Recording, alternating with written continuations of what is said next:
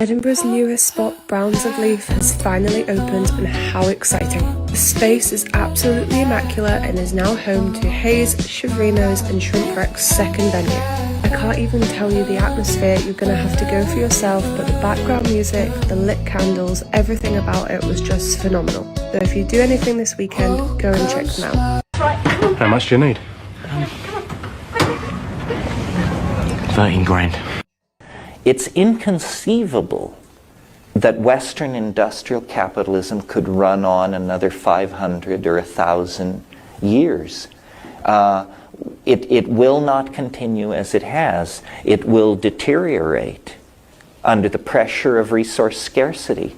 And what few democratic values we have obtained, what little space for reasoned discourse has been created, will be the first to be swept away.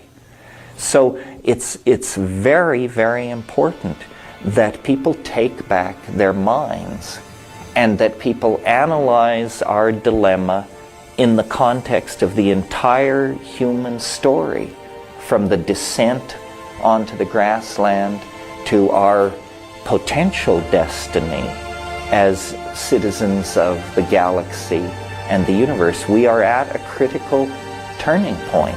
And as I say, the tools, the data that holds the potential for our salvation is now known. It is available. It is among us. But it is misrepresented. It is slandered. It is litigated against.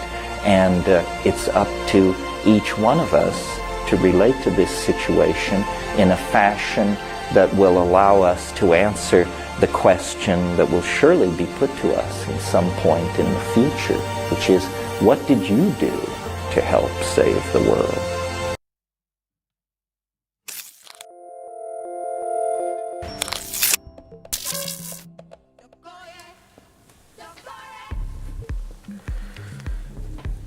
Bonjour.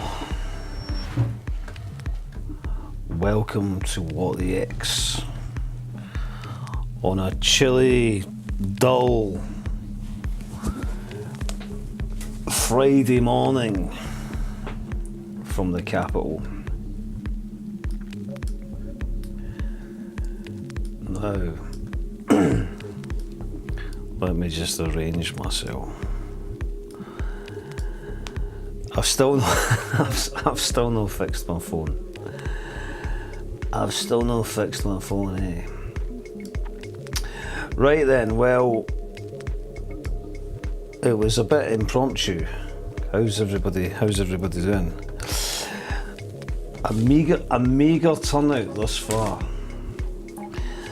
At least those who are willing to join us.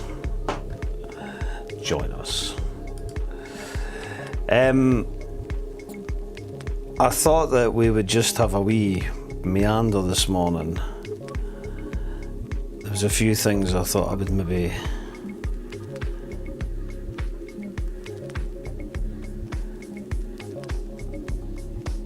There is no agenda.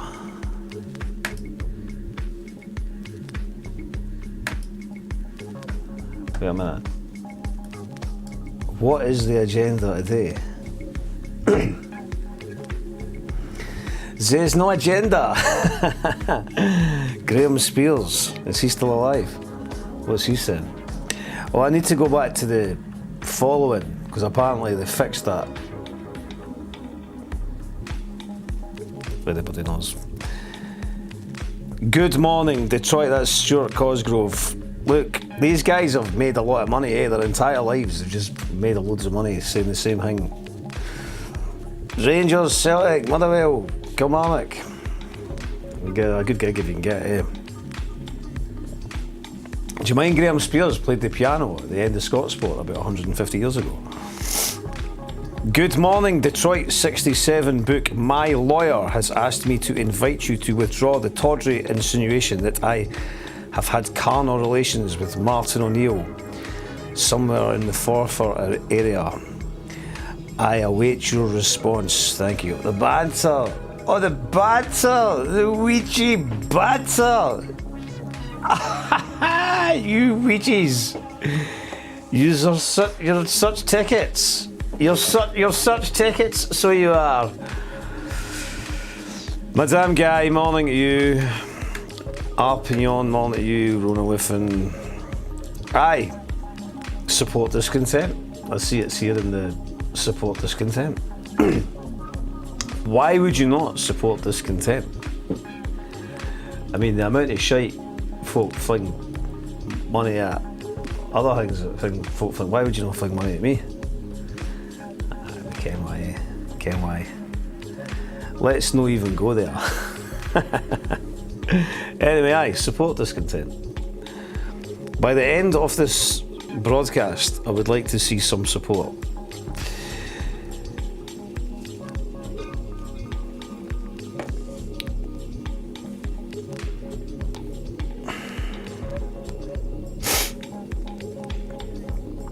Bracken George, what were you lolling at? Oh, this was quite interesting actually. And what was even more interesting was that I found out it was actually, I thought this was a recent interview. David Swift. David Swift supports discontent. Do you know who supports discontent, right? Absolute random people. There's a lady, right? She's not my receptionist, right? But she is a receptionist. She came to me the other week there, and some guy had come up to her in the supermarket because he kens that she kens me, and he gave her an envelope and he went, I want you to give that to Bob. That's how much folk support me. I do need people to support discontent, but ken what I mean? You ken who you are. Morning to you, Noisy Parker. So this was quite interesting. In fact, let's look at it. Let's just dive right in, eh? And the phone keeps going off, but that's all right. That's all right. We're just warming up. We're just warming up. I need to get my thing here. Just give us a sec. Give me a tonal check if you can. Shall we raise these? Should we raise the volume or bring it down?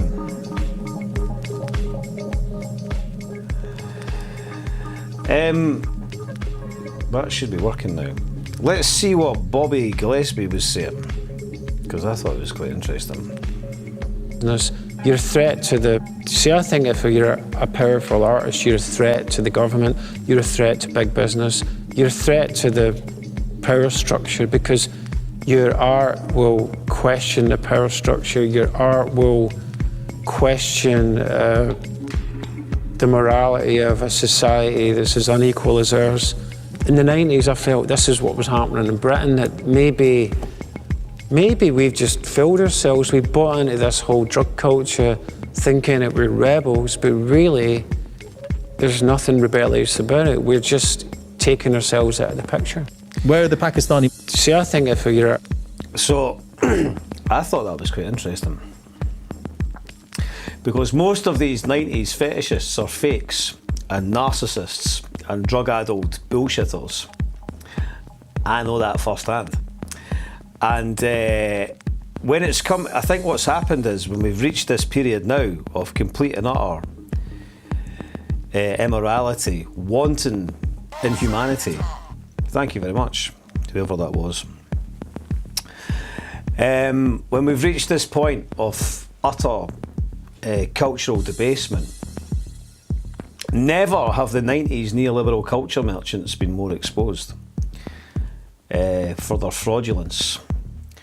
And you know, I thought it was pretty interesting that Bobby Gillespie said that.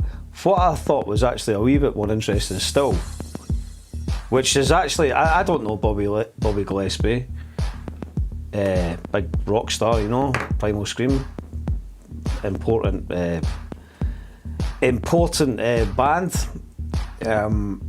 but he'd said that in 2021. I had assumed that was a recent interview. I had assumed that was something that he said recently in light of everything that's been going on. But there you go. So I had kind of categorised him as, you know, I mean, at the end of the day, he is a big rock star. You know, they've played all over the world, thousands of adoring fans, big concerts and stuff. It must be a bit of a rush, that, you know.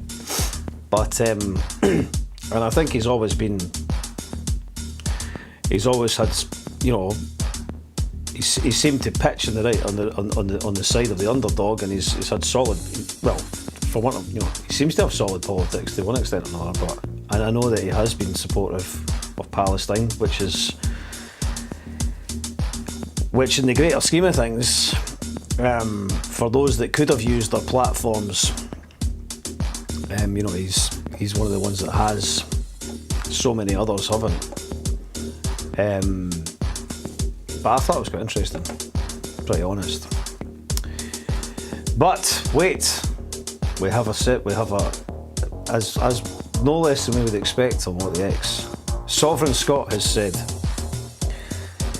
Bobby is a twat. Told me sovereignty in Scotland is a conspiracy theory. Ah, well, there we go. But I mean, conspiracy in what sense? So is he a twat because of that? Or is he allowed to have more than one opinion? I don't know. But I found that a bit refreshing, because I tend to see a lot of these people that basically made it in the 90s. You know, what did they make it via? You know, the yuppies, yuppie wankers spending their fucking yuppie cash on shite, bumming each other up, pretending they were important. I met him in a club in Glasgow about 20 years ago, and I'm just happy he's still alive, because he didn't seem like he'd make it through the night. Well, he did. He made it through the night. Anyway, that was something I seen yesterday.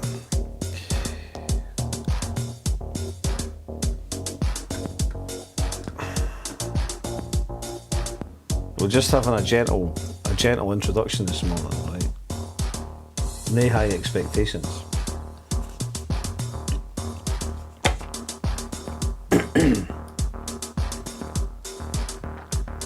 Nobody on X, nah. Come on out the woodwork.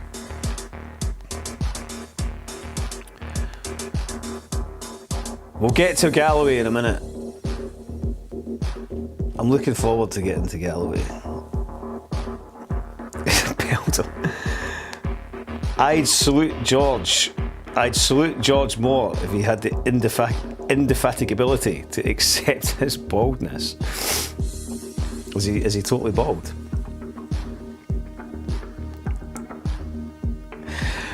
He's getting Gillespie's taking a pounding. Well, I like the conjecture. That's what we're here for.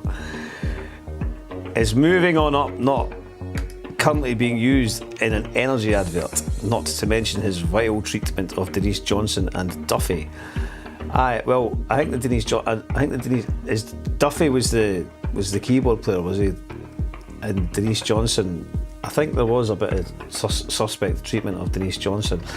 I was very sad that when Denise, I mean, I didn't ever meet her in person, but we were quite banterful online a lot, and I really had looked forward to meeting her at some point. She was a right laugh. She loved Daddy Scotty. When we did some stuff with Scotty, she kept messaging me. She couldn't wait to meet Scotty, and they would have got on like a house on fire. I've no doubt about that whatsoever. So God rest her soul. What a fantastic singer she was. Phenomenal. Where's Nigel Smith when you need him?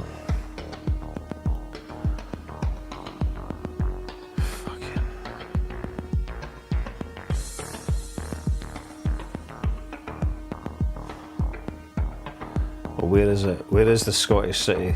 Where is this amazing Scottish city? Somebody sent me a thing last night going, there was a cafe in Leith selling beans on toast for £11.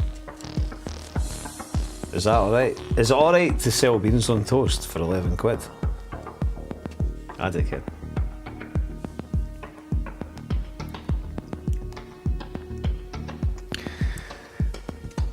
Let's see what be polite. It'll make the bad things go away. We're announcing. Let's see. When you get to 65, you're going to be sent When back you get to 65, where you came from. Is that what you get suggesting? sent back to where you came from. Where did you come from? Thank you very much. Just caught that out of the corner of my eye. No, it's not at all. And so if you had paid attention to what we were announcing, you would not have that view. My mother is a care home worker. My mother is a care home worker. Typically rude. My mother is a care home worker. Be polite to people at the same worked time. in They're care not homes. decent. What I love about my constituency is even people that disagree with me are very polite, and I think that should be afforded by you too, Xile. Be polite to these lovely people. Do we not want to get away for this sort of thing? This is surely what we want to emancipate ourselves from. We should want to emancipate ourselves from question time and controlled political debate. I think we really live in some sort of like scientific experiment or something, you know.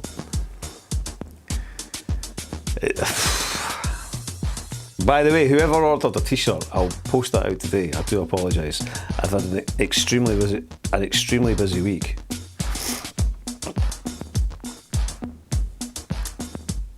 The Green Party leader disagrees with deporting paedophiles and rapists.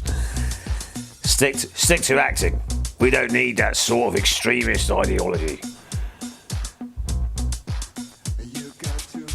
Who are fleeing violence. Mike, you posted out the port. And that was paedophiles and rapists. If you're not against that, the fact that it's paedophiles and rapists, right? This is where we've got to. Paedophiles and rapists. Tonight on Paedophiles and Rapists. I mean,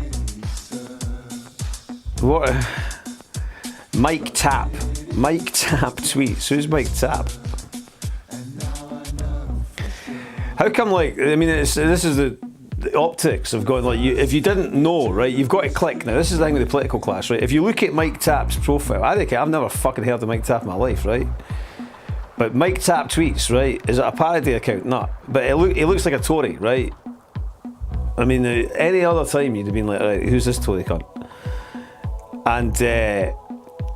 And then you click on it, and he's like Labour MP, Home Office Minister. So he's not, but they're all the same, right? So they're all just fucking Tory wankers. He's got the British flag, championing Dover and Deal, serving the nation. Some bootlicking fuck, you know. Someone's got Mossad have got pictures of him fucking balls deep in a donkey, haven't they? Look at the state of the cunt. Fuck me, man. We pay that cunt's wages. And what is he upset about? And he's the one he's going on about he's attacking the Greens, right? This is why the Greens are controlled opposition. This is what we'll get onto, right? We'll get there, like, you know. The whole Zach Polanski Green thing is just for liberal twats to assuage their guilt for voting for genocide, right? And it's only going to manifest in like a few wee church people, a few wee choir people in the parliament ultimately, you know. Have you noticed how erect Novara Media are for the Greens? Like Aaron Bastani's just fucking got a permanent rager for Polanski and all that, you know what I mean? He's like oiling up his fucking welt. And we've got that other annoying one, I.O. Caesar, talking to the Extinction Rebellion guy.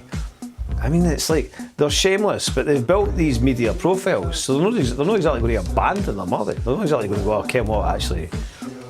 We've been flying the flag for the fucking worst iterations of politics conceivable for a decade. Now Farage is mopping up in the working class. And we can't communicate. We don't even know any working class. The only working class people we know is when they come to fix our fucking boiler. And so we better just maintain the fucking facade, right? And so they're just like going full on behind the Greens. Why has Ewan Ferguson retracted his message? I demand you immediately unretract it.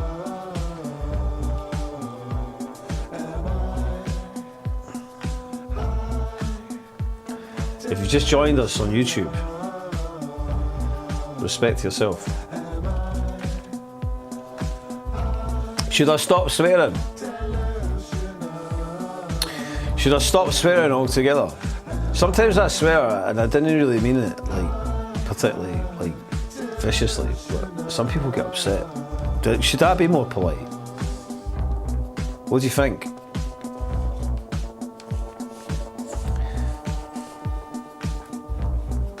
Should I be more polite?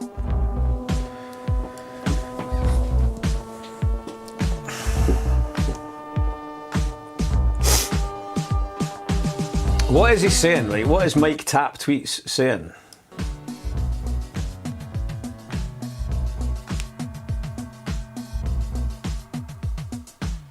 You seem to be conflating all of these very things. strange man. Let him answer. Acting, you don't want to deport paedophiles and rapists.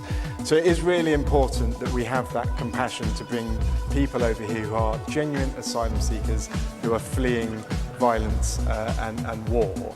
But it's also really important that we're not a soft touch and that we're not seen by many as that. And we do see asylum shopping. I remember speaking. Was that his? Is that the clip that he clipped out? That was paedophiles and rapists. If you're not against that, then you're a very strange man. You seem to be conflating all of these very things. strange man. Let him answer. Acting if you don't want to deport paedophiles and rapists. So it is. I think you now protestive too much, eh?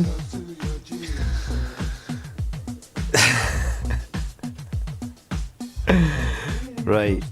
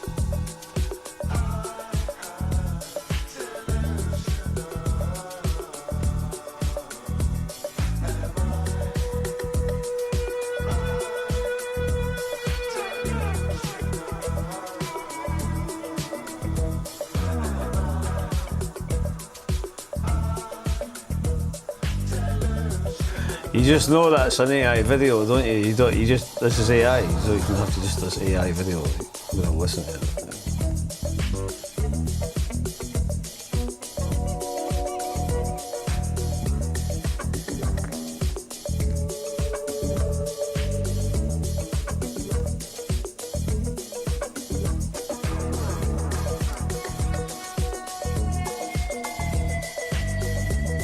I keep forgetting to look at the following.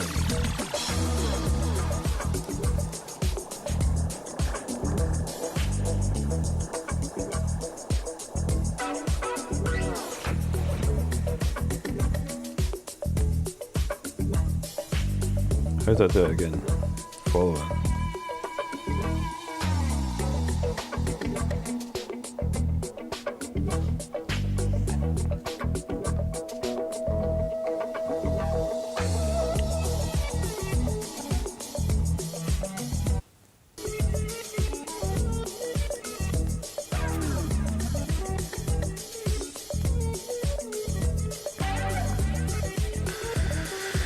Right, let's...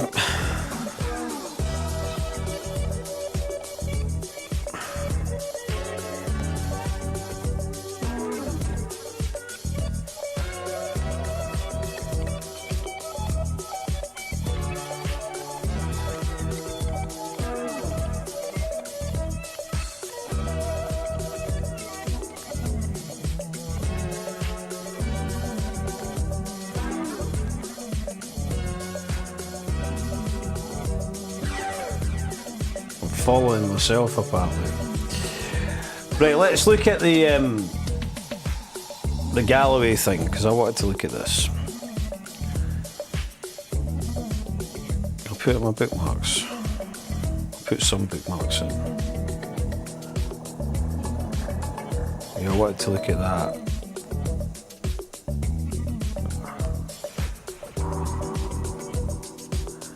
This is what I was looking at, right. Okay.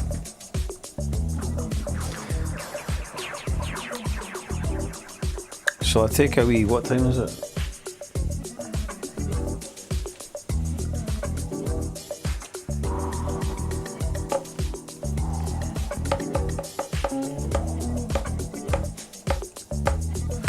I'll be back in a minute. I'm going to find the clip of Galloway doing his the wee speech thing, and then we'll take it from there. So I'll be back in a wee second, right?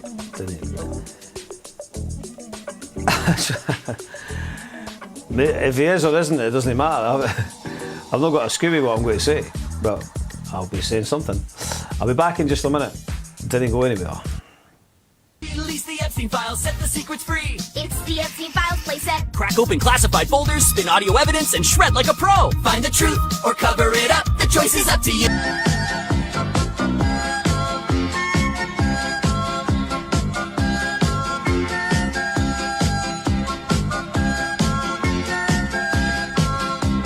AI?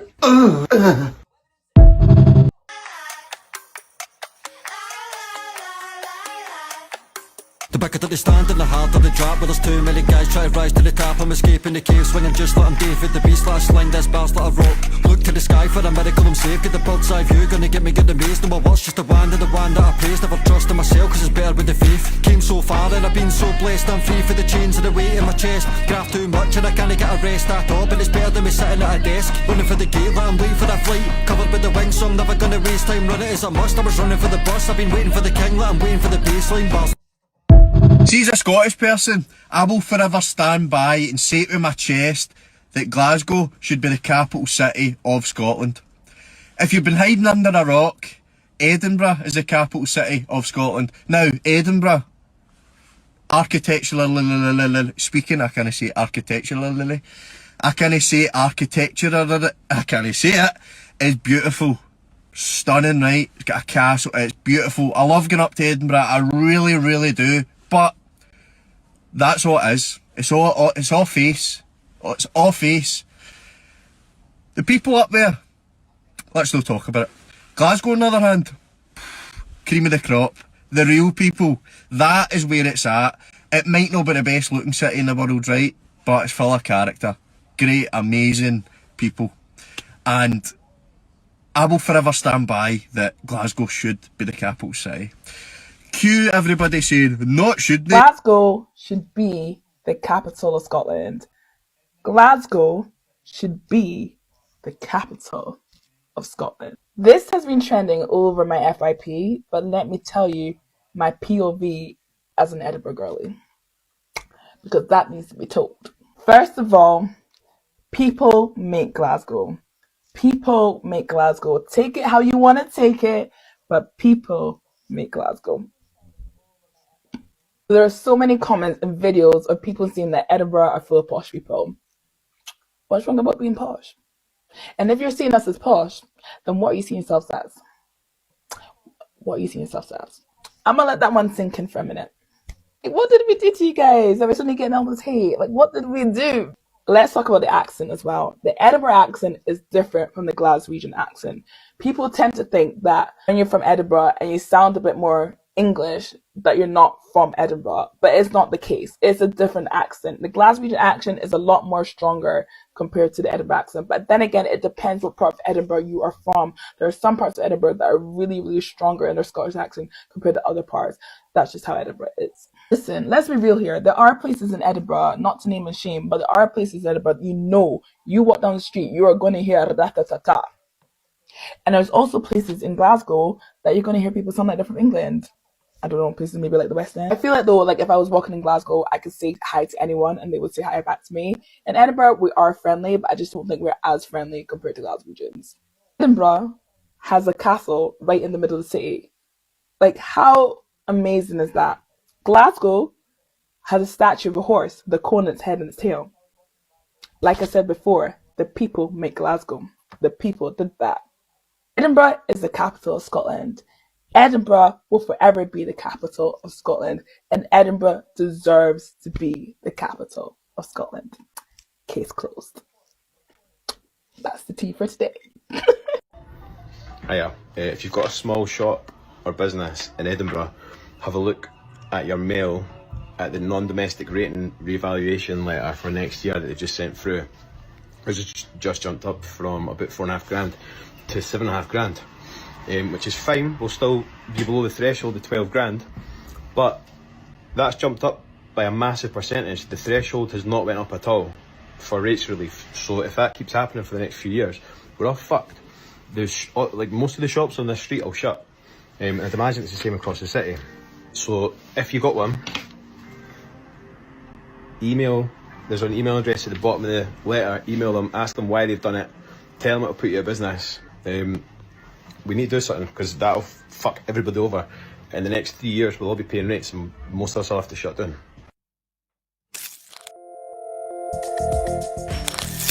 Right, I'm back. We'll get on to the intercity warfare at some point as well. We've plenty of time, we've got all the time in the world, eh?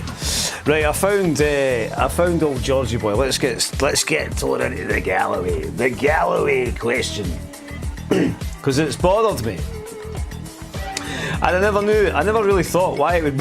I never expected to be bothered by something like this, but it's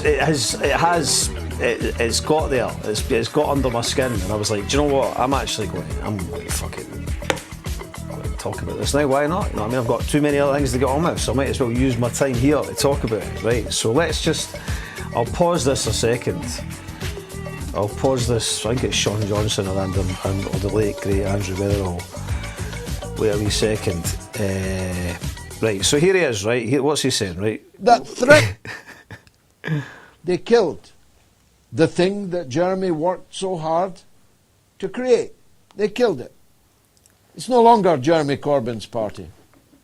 It's people you've never heard of's party. A collective leadership's party. And they will not agree an electoral agreement based on a small number of specific demands. They've told you their demands. Trans-liberation. I never heard the word trans as much ever as I heard it over the last 2 days. Joseph with his hat of many colours. What's his first words? My pronouns are she and they. Who cares, mate? Keep it under your hat. We don't give a toss whether you've got a dick or no dick. Where you put your dick, we don't give a damn. It has nothing to do with the gigantic issues that threaten the very lives of our people, and which we desperately need to find a common front. Oh my God, this is London. It is fucking... Right, well, they killed. But he's right. He's right, okay. And so let me just get on point with this. Where is it? Let me see.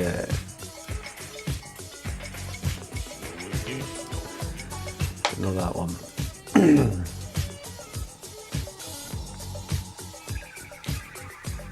Where is it? So I noticed this, right?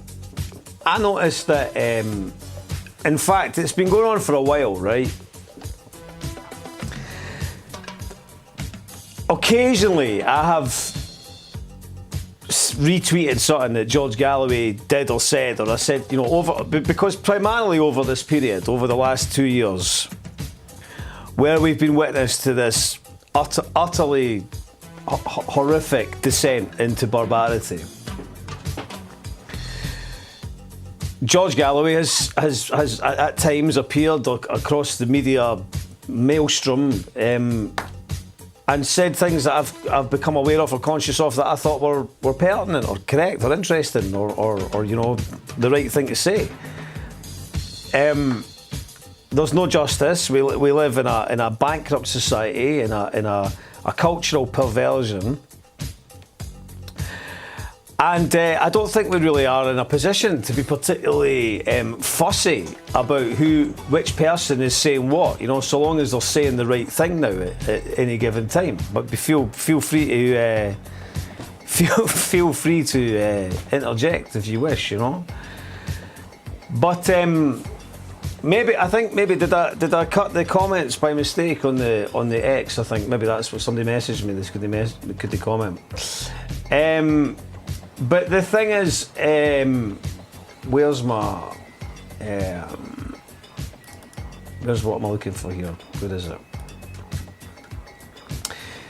So there was a guy that used to follow me. Oh, that is the same.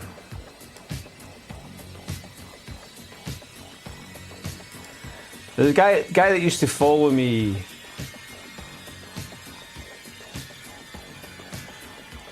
And he sent me a tirade of abuse. This is maybe about a year ago, because I had about Tommy Sheridan and George Galloway, right? And he went mental and called me every fucking cunt under the sun and all the rest of it, and then like blocked me and stuff, right? Because he accused me of being this ardent supporter of Sheridan and Galloway, you know, and because he had personal dealings with these people, he was convinced that, you know, they were tarnished and, you know, whatnot, you know. And I kind of found it a bit irritating, because it's like, you know, I've never went to great lengths to explain one way or the other how I feel about these people. But I don't like this idea that you know, I think it falls into the kind of exiling Vampire Castle-esque liberal left type behaviour, when we just kind of say, right, well, this person is now persona non grata because you've decided, because of what they've said here or there at some other point. And then that means that for the rest of all existence, they have to be written off. I don't think we're in a position to behave like that, quite frankly, given our current circumstances. And so what I noticed was this. So I noticed that when I had made that, written that article the other week there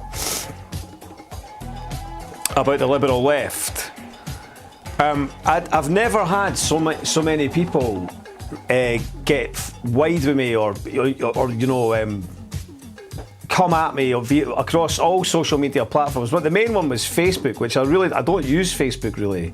I post on Instagram and it posts to Facebook. So when I check Facebook, sometimes I got a lot of notifications.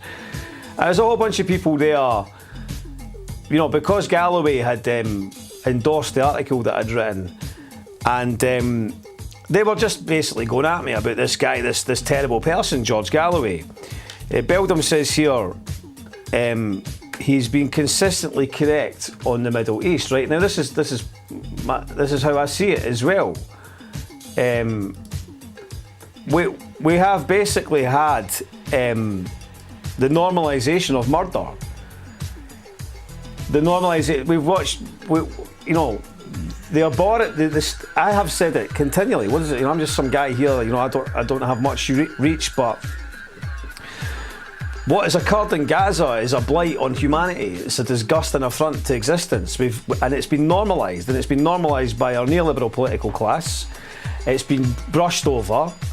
We are, as a country, as a society, complicit in it. We've elected a political class that are subordinate to capital, that are subordinate to the military-industrial complex, and they are part of, as most Western states are, this horrific ethnic cleansing. Although apparently somebody was saying the other day this is not a term that should be used, but I need to look into that. But it is a genocide.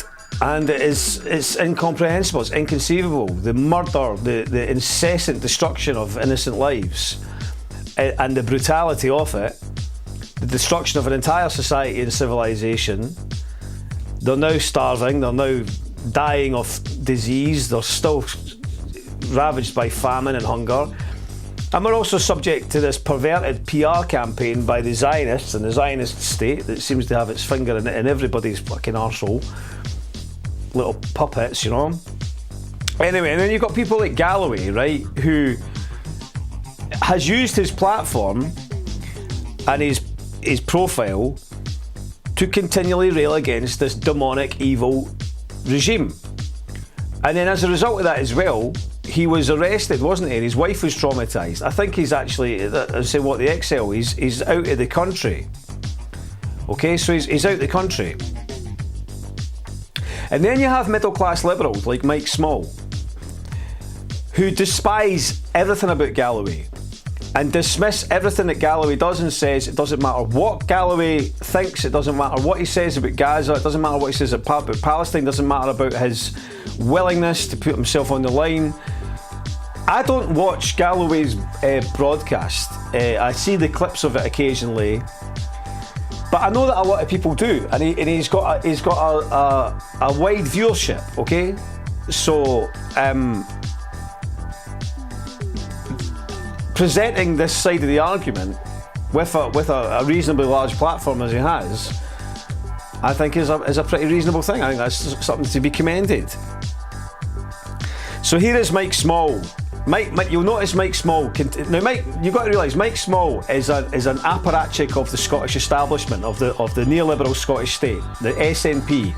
Mike Small has been ostensibly a propagandist for the Scottish National Party and their project over the last decade, which is basically the failed project, the failure that we've now got. Now that we've got the fact that we've got people like Farage who are able to go into Scotland's less salubrious environments and whip up support.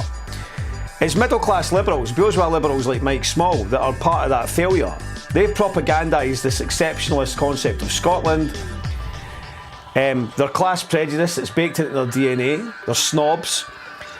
And they don't have any class politics, right? And the only defence that we have now in this horror show is class politics. And it's the thing that's the most bedraggled. It's the thing that's the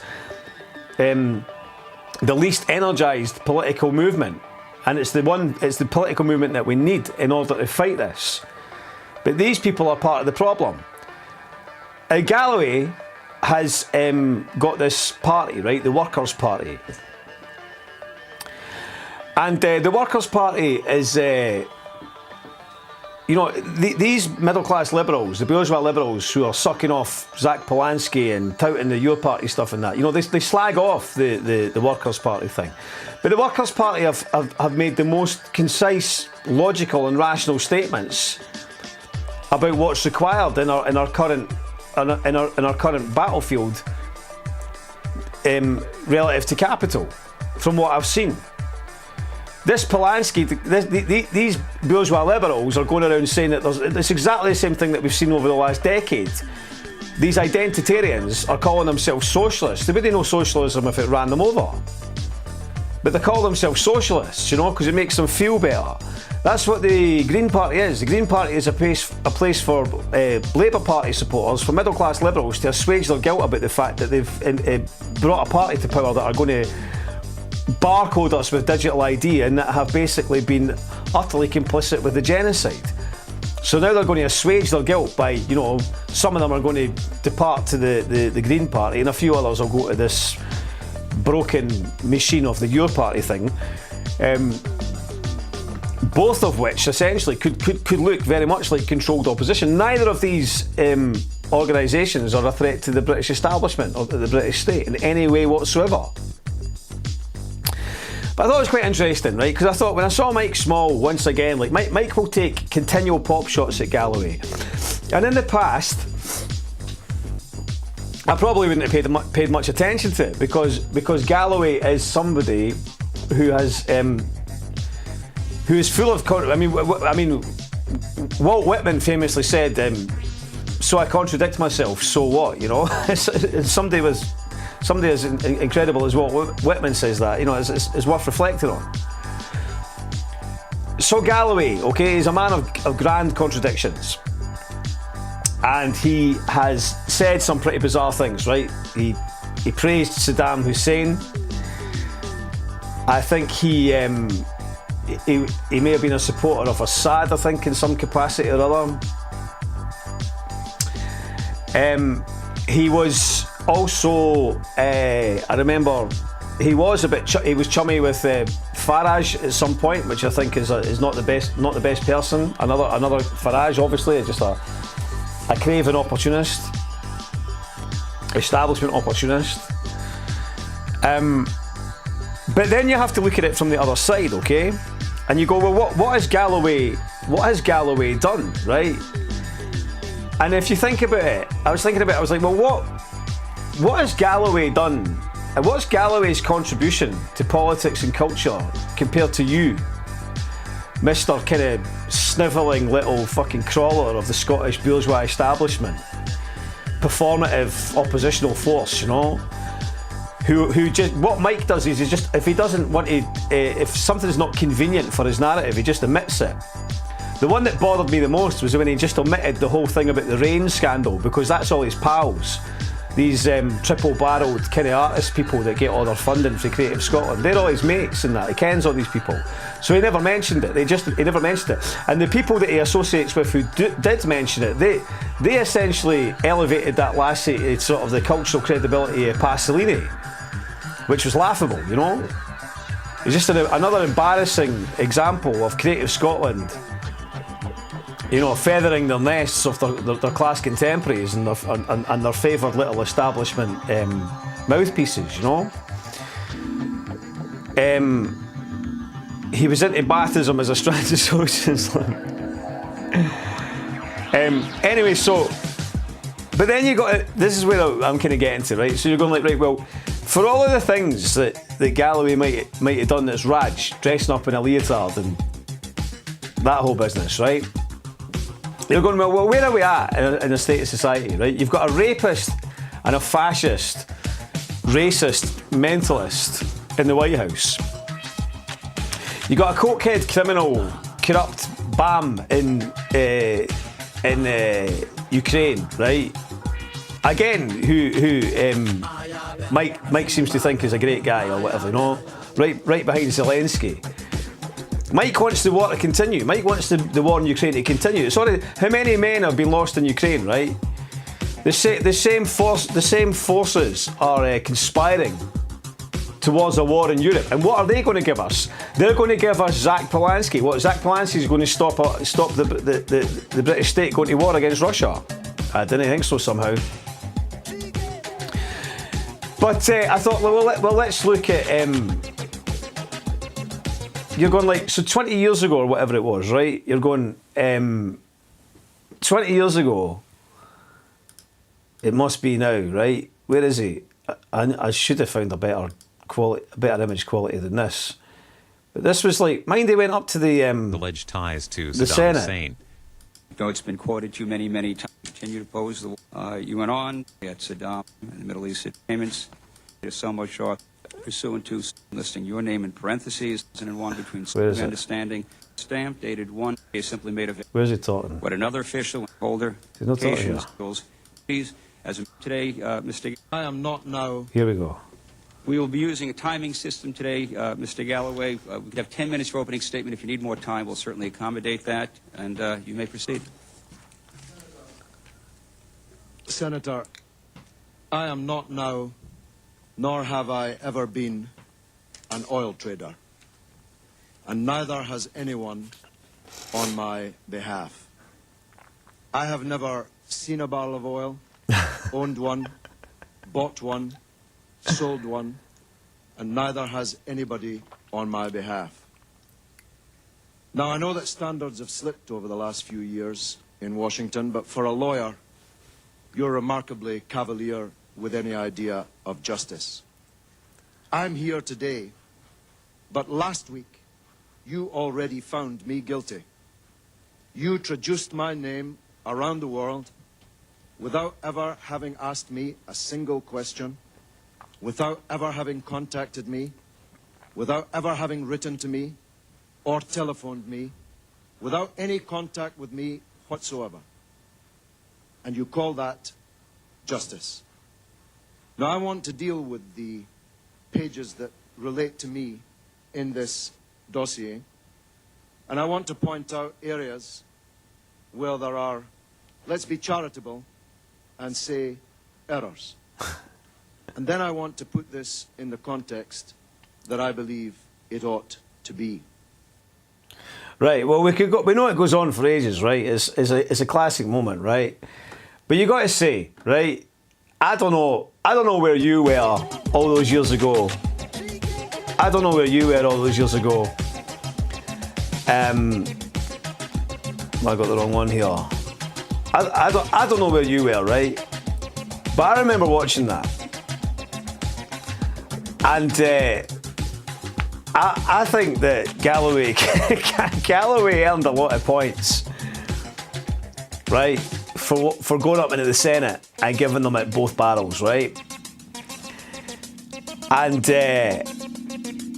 when Galloway dresses as a cat, what's this?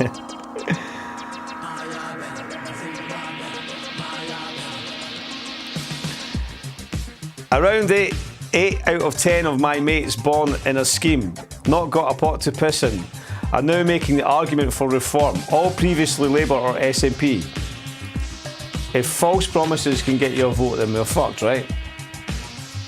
I think this is where it all kind of comes together, right? The whole thing is kind of...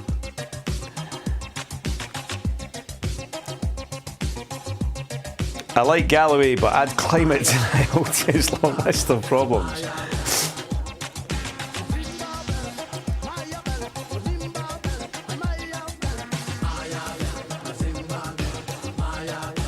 Did somebody bounce a machete? Did somebody bounce a machete off his head? Did he get attacked? Is that just... Is this true? Did Galloway get attacked? When did he get attacked? Right, anyway, right, let's get back to the case in point, right? What has this smug little SNP stooge done, right, that's comparative in terms of the grand stage of politics that Galloway's done, right? There's no contest. And so I think that we need to be thinking about things. You know, I say this, you know, you can only piss with the cock that you've got, right? And we don't really have a choice of cocks at present, right? We have to be honest about where we're at in this situation, okay? Clifford makes the point, right? The schemes are currently a festering pot of resentment and anger, and the people who are going to mop up that protest vote of those that do actually register and want to vote are reform, okay? And we'll look at this again. Has anyone seen Galloway and Boy George in the same room together in the past couple of years? I don't know. I like Boy George. I don't know why Boy George gets the title of people as well. Let's see what Conor McGregor says. George Galloway is the last stand of a political person who gives a toss about society. Is better read than any Tory spunk frog bubble eating cunt, and has been assaulted by some paid Zionist cunt on the streets of London. Put George Galloway in as First Minister of Scotland now. Well, he's not in favour. I don't think he's particularly in favour of independent Scotland, though. But this is basically what I want to try to get into the discussion here. Or take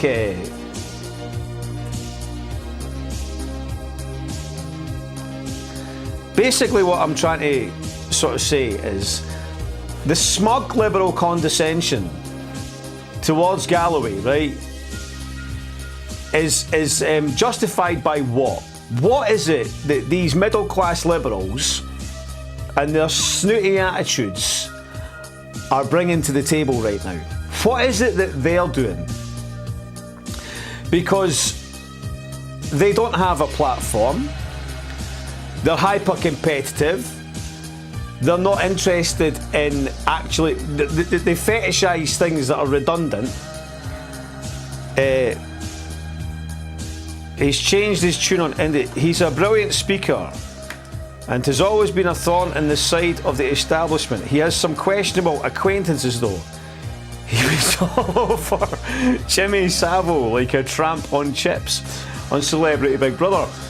But I think this is an interesting thing that we have to take into consideration, though, right? Because Zelensky, right, was some sort of performing clown and some sort of, he was like a comedian or something, right?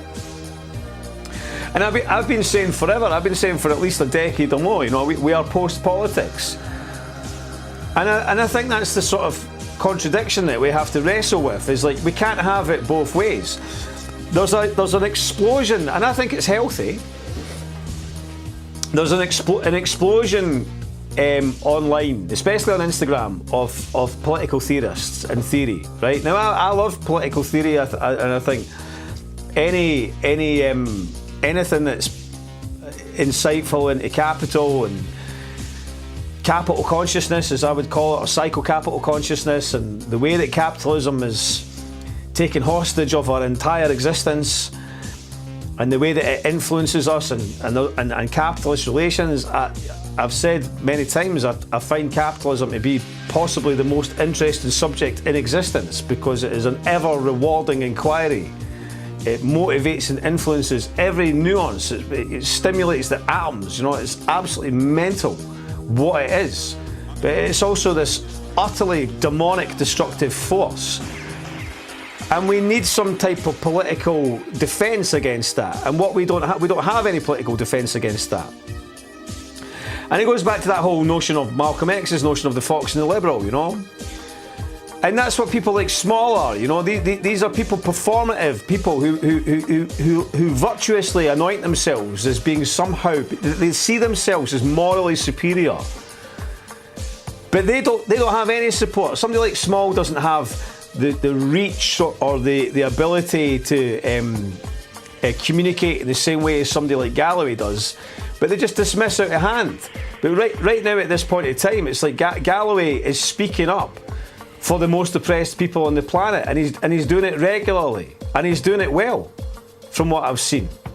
He's also correctly dismissing the last vestiges of identitarianism off the neoliberal left, which is just a fucking embarrassment, right? And that's what we saw at the Your Party conference. We saw a complete array of Muppets who ultimately, they got up there, and as Galloway said as well, the event, you know, in some sort of bizarre sort of online kind of Dungeons and Dragons thing, like we'll not even have Corbyn or Sultana or anyone as a leader, you know. We're all going to lead this party by some sort of collective committee, you know. This is not any kind of coherent class-based defence. They all want to talk about the working class and socialism and stuff, you know. It's absolutely embarrassing. And Galloway was right to just dismiss this and absolutely ridicule it, because it's what it deserves. It deserves to be ridiculed. Because it's pointless, because it's performative, it serves no purpose.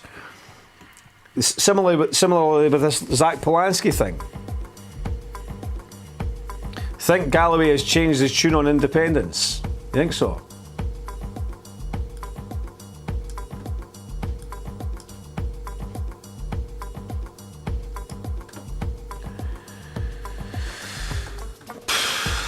Right. Extreme power, like running in.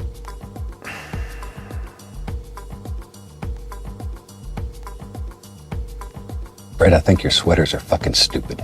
Just AI stuff.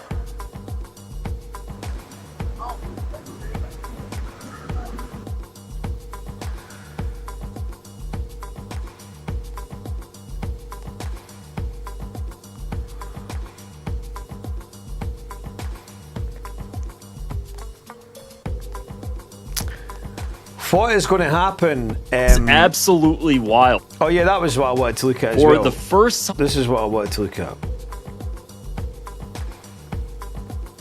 Anti-Semitism is a plague that is washing over Europe right now. No, And he's just an opportunist, isn't he? A horrible little opportunist. Catchona Grant says, George hasn't always been a pleasant man. He's been personally and politically awful to me and friends years ago. However, he is 100% sensible on politics today. Okay, so this is what we've got to Politics is a blood sport.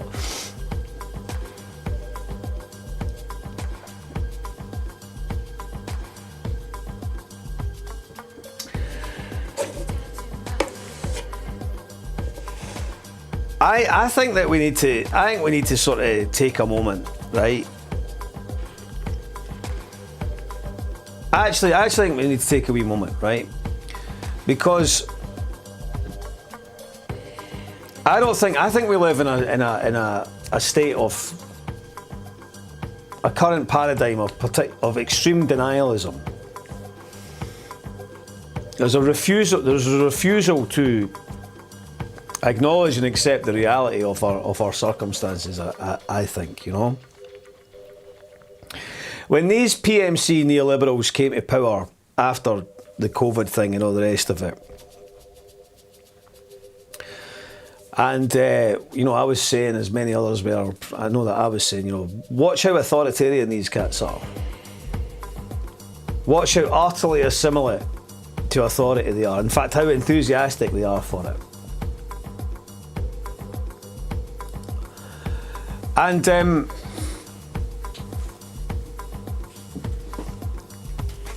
I think that what we've seen, how can you look at Gaza? How can you look at the landscape there that's been destroyed to the level of destruction? There's all this science that says however many nuclear bombs it's equivalent to. The eradication of the people, the pain, the misery that's been inflicted upon that society. And the way in which it's been, you know, almost attempted to be memory hold in real time. The political class and the neoliberal political class are agents of Satan, okay? Neoliberalism, late-stage capitalism, hyper-capitalism is anti-humanity. And what is being done in Gaza and how that has been normalised. These are human beings. And the idea that we've allowed arguments to be brought into the public domain as equal arguments, where there's people like, you've got parasites like Douglas Murray who are given propagandising airtime, and he's just one of many. He's just one of many. You have performative moments where John Swinney goes and raises the Palestinian flag for 30 seconds as if this is some kind of grand demonstration of solidarity with these people. There is only one thing that occupies the minds of the SNP at present, of Anna Sawar and the Labour Party, and any of the political class, and that is to make sure that they can secure enough votes to return themselves to return their jobs, basically, to make sure that they're still in a job next year. There is no interest in altering the mechanics of society or challenging the great structures that cause the misery both here and abroad. There's no interest in that. So why is it that we are insulting our own intelligence? We're at a critical stage in humanity in the Western world. And it's very clear to some of us that we are being put on a war footing. The first thing that Starmer said when they came in was that they were going to invest in defence. And this was going to be the growth industry. The military-industrial complex is well established in terms of how it works, how the corporations, they lobby the parliamentarians, they take control of the parliamentarians, and then they dance to their agenda. So what you need to do is you need to, at the very least, disrupt this in some form or other. And that should happen at every position of democracy. And I don't mean just at your national, I mean at your council democracy, everything. It's like, you need to break the party political monopoly on democracy wherever that exists. That is our responsibility as citizens. We are subjugate to this horror. As I was saying, there's an explosion online because the inequality is increasing and the middle classes are increasingly becoming, the cost of living is is affecting the educated classes now, and inevitably they suddenly start to wake up and go, oh, what's happening here? And they start to question capitalism, and then because they're educated, they learn a few things about it, and then they want to tell us all about it, because this is how they are.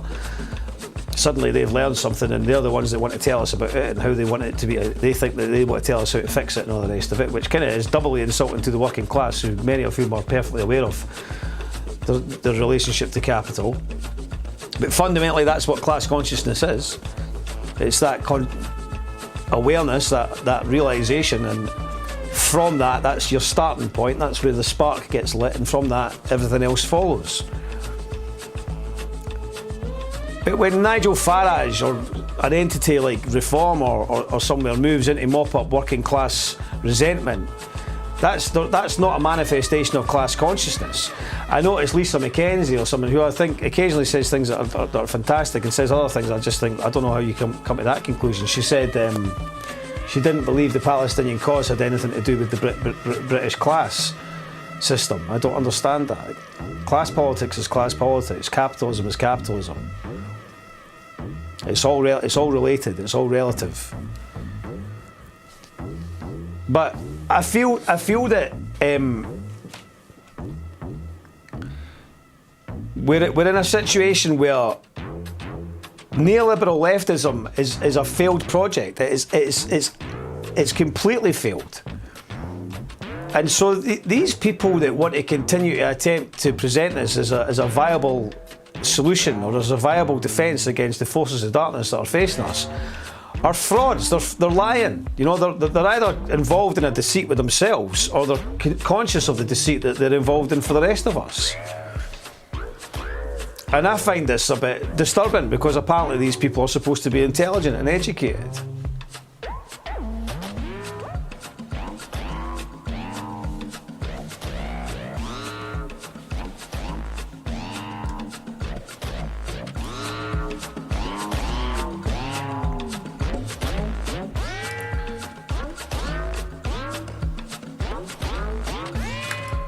Did you see the one with the purple afro? I did. It looked like Reggie was. Politics is a blood sport. Very good point. What does that make something like Question Time? What was the good point? True, Bobby. There is a cognitive dissonance about Gaza and where politics is now.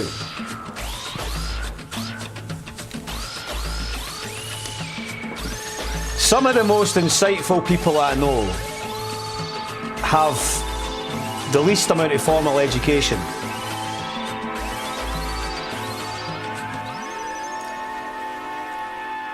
One of the wisest guys I know is a pig farmer in Jamaica. He's one of the most insightful, sagacious, thoughtful guys you've ever met in your life. He's never had a day's formal education, learned everything himself.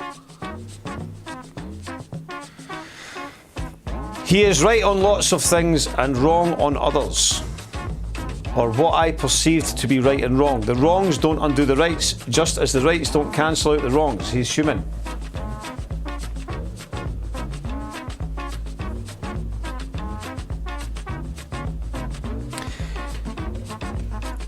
Is George Galloway a political irrelevance?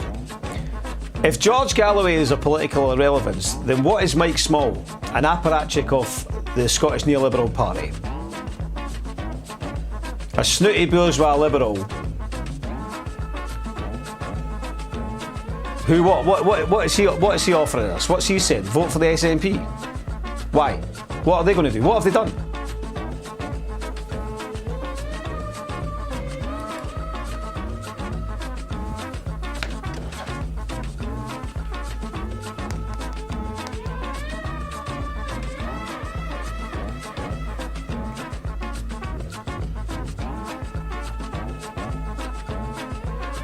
Okay, let's have a look at this. This was the other guy.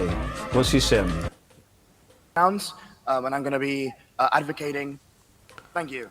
Hello, I go by Aku. I use they, them pronouns, and I'm going to be advocating for B. I just want to start off by saying that I actually agree with many of the people who argued for A. However, I believe that they are substituting a band-aid for real democracy. Someone who arbitrarily comes from my region, Leeds, does not represent my interests. Someone who shares my politics represents my interests. We should absolutely be organizing locally. We should absolutely be giving power to the branches. But we should be electing people based on politics. We should be electing people based on the discussions and the debates that we have with people in rooms or online for disabled comrades. How can you say that you have an informed position if you haven't heard those who disagree with you? I do not trust quotas. I do not trust unelected cliques, as the person who went before me rightfully said. I trust the conversations I have with my comrades. I trust in the ability of democracy, truly functional democracy, to convince. A London comrade who holds that the council should not have cuts is infinitely more representative of my interests than a Leeds councillor who says we should. And I think we should give the power, to the members, to the branches, to the organizers locally, to elect those people. So ideas that the leadership doesn't like can reach the ears of the national stage. No quotas, true democracy, and that must come from the bottom up. Thank you. Sorry. I mean, he was probably the least raj out of it all. In fairness, like, you know. Steph is I'm sorry. Thank you. Hello, I go by Aku. I use they, them pronouns. Someone sent me, George Galloway says, we support the right of the Scots to self-determination. Is this the Workers' Party? We support the rights of the Scots to self-determination. Noisy Parker sent me this. 11 years after they last did so, we believe the time for another referendum is close, given the collapsing authority of the British state, the pitiful Prime Minister Starmer, the moral decline of British society, and the result we cannot easily be predicted. Britain has become a cesspit. Fair enough, eh? So he is essentially in favour of a referendum, or such like.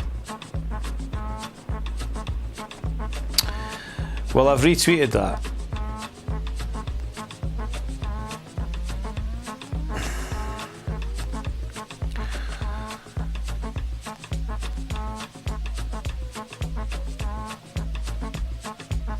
This is the canary. So what we've got, right, is we've got...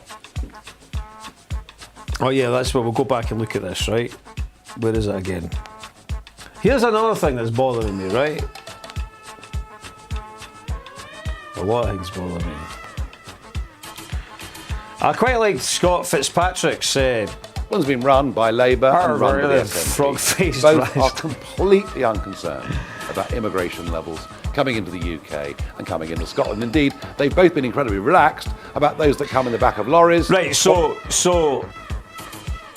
Scott Fitzpatrick says, fuck off, you plummy-voiced English cunt. We speak Scots up here, right? This was Farage's attack on the fact that nearly 1 in 3 school children in Glasgow do not speak English as their first language. This is not diversity.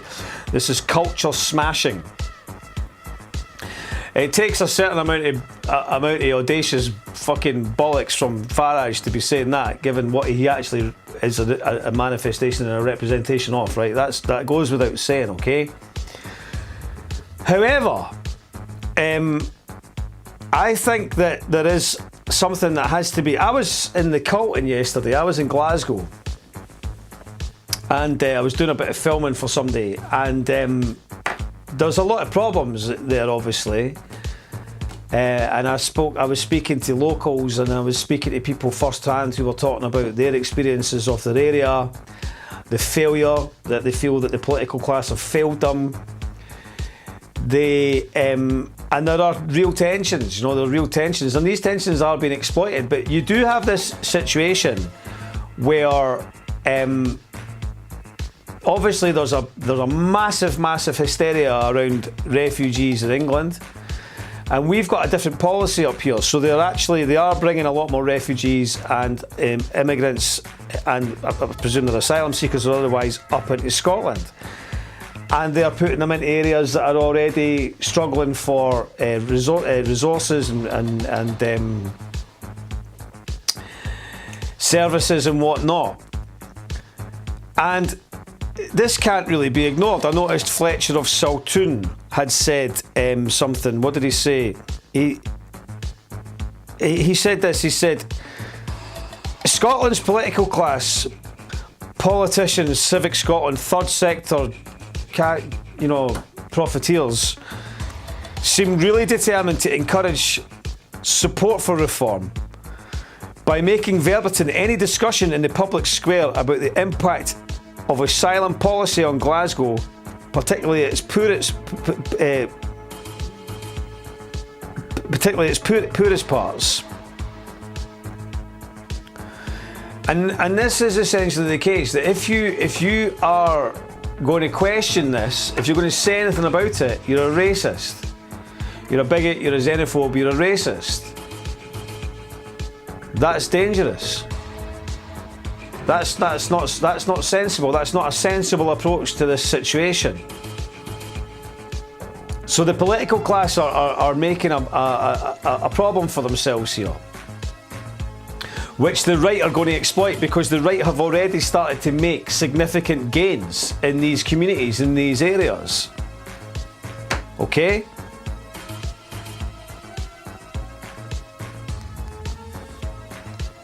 I remember Darren McGarvey, I could be wrong about this, he would maybe need to correct me, this is a good few years ago, but I remember Darren McGarvey raised this a number of years ago about, it could be, everything, time seems to merge into one blancmange these days with the, I don't know if it's the jab, I don't know what it is, but I can't even remember when things happened, but it seems like quite a while ago.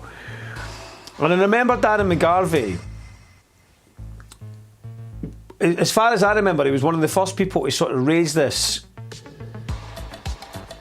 issue, right? He started to make a point about this, about the fact that, from what I remember, right, he started to make a point about the fact that bringing the conversation needed to be had, that when you start to swamp an area with a bunch of people who aren't from the area, where resources are already stretched, where facilities and services are already on their knees, this provokes serious tensions. And I think he got quite a bit of kickback from that. I think that at that time it was pre-Musk Twitter, before the sanctimonious liberals fled to Blue Sky to go and talk amongst themselves. And if I remember rightly, he got a bit of kickback about it. He started to take a bit of flack about it. And I think he maybe took a step back from that.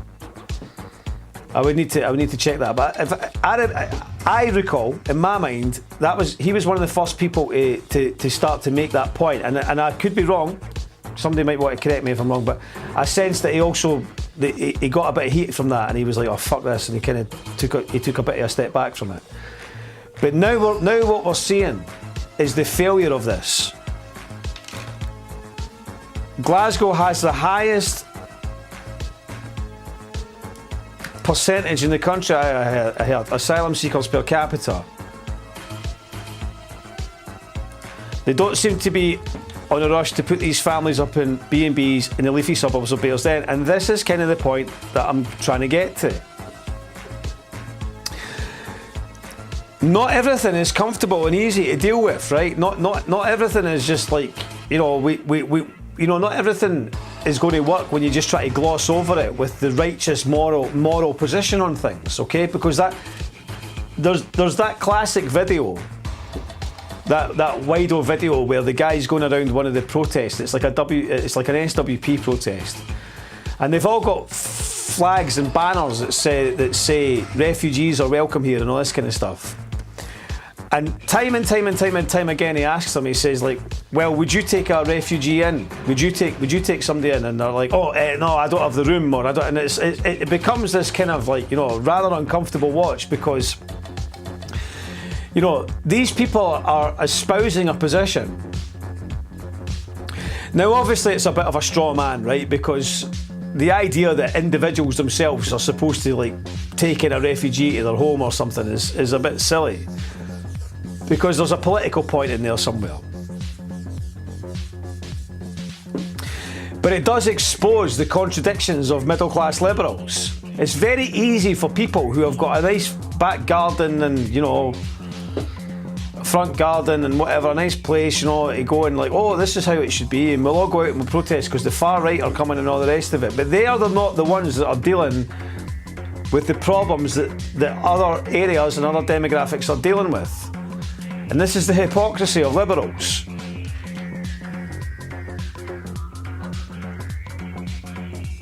The policy is an issue, the stockpiling of people and the discourse around it, yes. John Clifford, did Fred Hampton not say we deal with the problem no matter how uncomfortable the problem is? Yes. McGarvey explored that topic more in a chapter in his book, The Social Distance Between Us. Very intelligent take on it and the impacts on areas already at crisis point. Excellent. Well, there you go then. I haven't read his book, but there you go.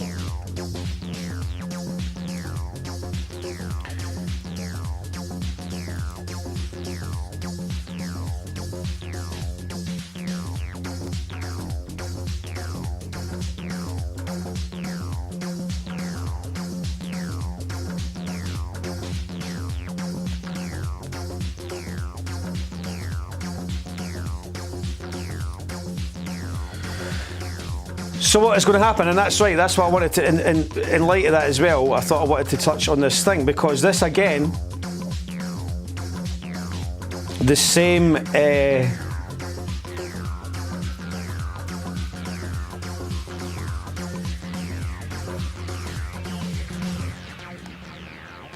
thing, this, right? This is stable door, horse bolted, right?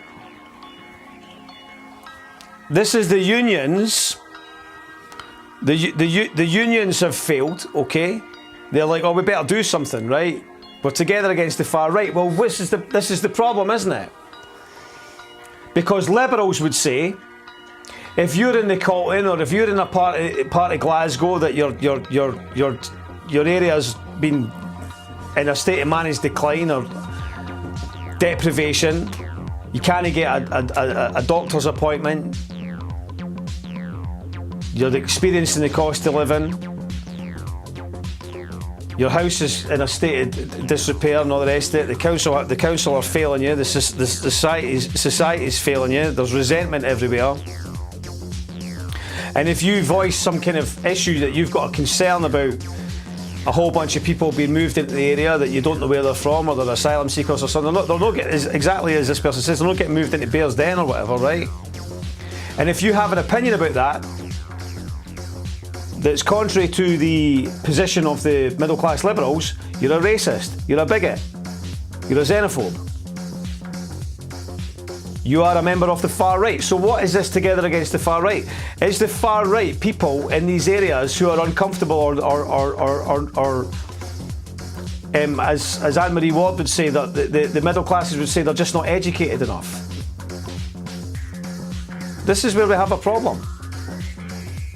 Sanctimonious liberals condescending people. And then when they do that, who's there to say, well, we'll listen to you, we'll help you out? Craven opportunists like Reform.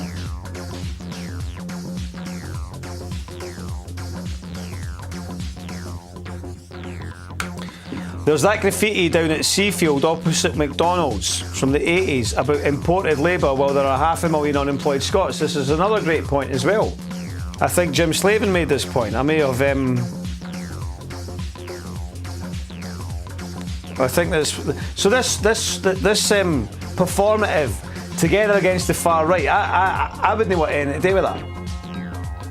A bunch of neoliberal culture merchants, a bunch of opportunists want to go and you know, anoint themselves as virtuous. Yeah, we're against the far right. Well, what is the fucking far right though? What is the far right? We need to know what the far right is, because I see middle class liberals accuse anyone of being far right, accuse people of being far right who are not far right. This is a problem. Yes, Tilbrook says it. This is essentially the point, right? It's a way for the middle classes to reinforce their inculcated, baked-in class prejudice. Really what they're saying is the far right is the working class. That's what they're saying. The wrong type of working class, which is essentially all the working class. That's the far right. This is the paradox, right? This is the most peculiar part of where we're at. I've said this before about how things repeat themselves, right? But this is the most peculiar part of where we're at, is that both the establishment and especially the bourgeois left, okay, they despise the working class. Trust me, they despise the working class, right? They're terrified of the working class. But the thing that they're terrified most of the working class is that the working class gains some agency. And as soon as the working class start to be mobilised, all of a sudden they're talking about class politics. What was the unifying factor of the Your Party conference? What was the number one thing about it that was so obvious, that was so palpably obvious when you're looking at it? That they were speaking about socialism, that they were speaking about the working class, but all of the voices and all of the people that were there were middle class to a they, them.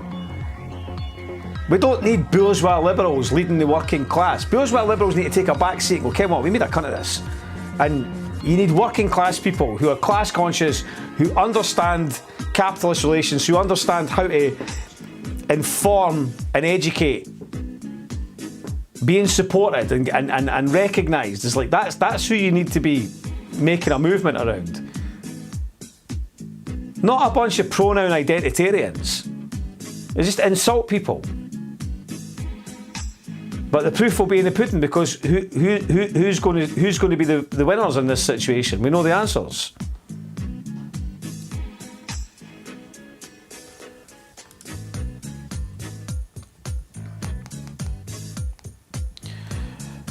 I'm going away for a few minutes and I will return shortly before we reach a natural conclusion. Somebody's messaging me. Across the platforms. I realise what I've done.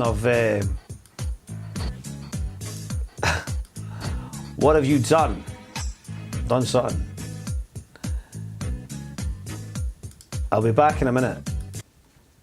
بندور على الدجاج العطل عشان ناكل، مش عندنا أكل ناكل، بنطل من الزبل عمال عشان ناكل. أنت قاعد بتلموا من الزبل، طب ليش بدك تاكله؟ عشان نخفف فيه. بجيبه بغسله باكله خلص. طب مش مسمم هاد؟ دجاج خربان، الناس مش ملاقي ياكل تاكل.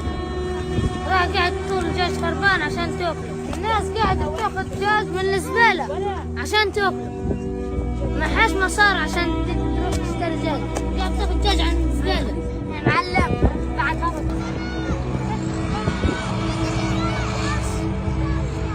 اجت سيارة كبات وعاد الناس اللي في السفينة، عاد هذا مسمم، عاد الناس عشان اللي في السفينة أخذت تاكل.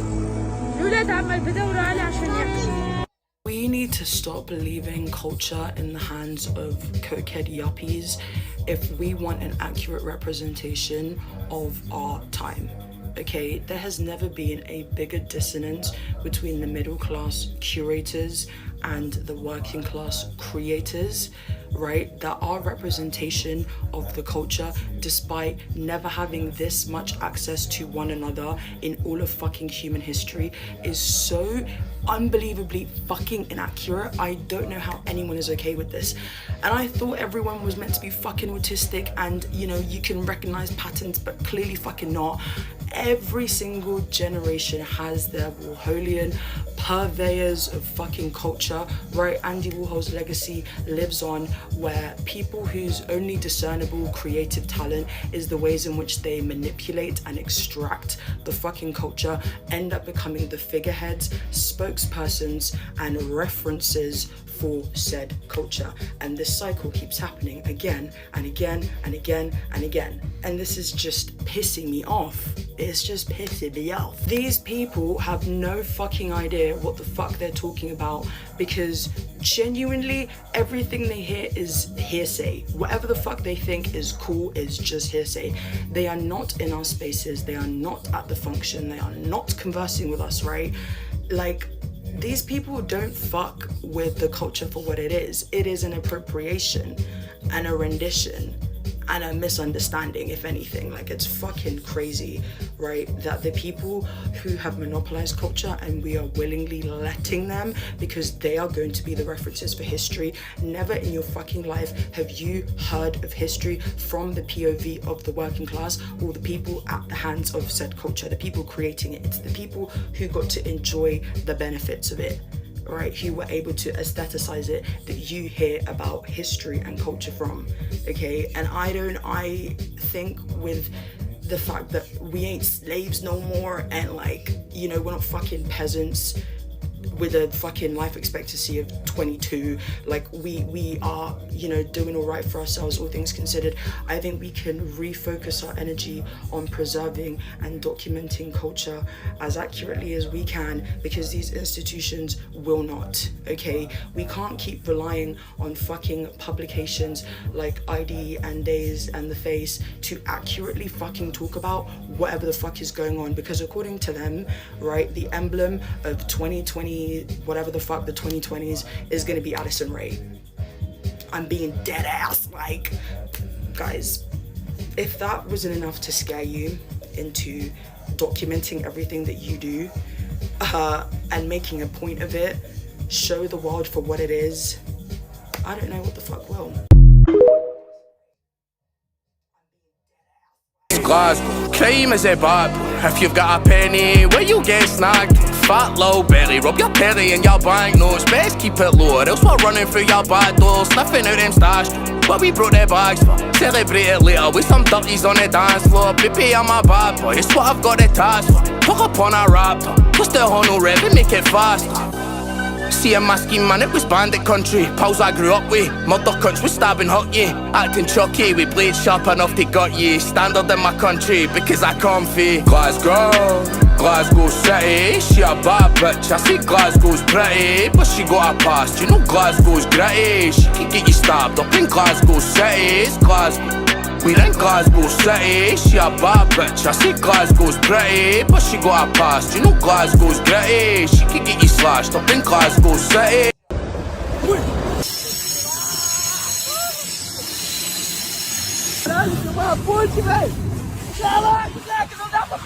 Outro túnel agora! Dale!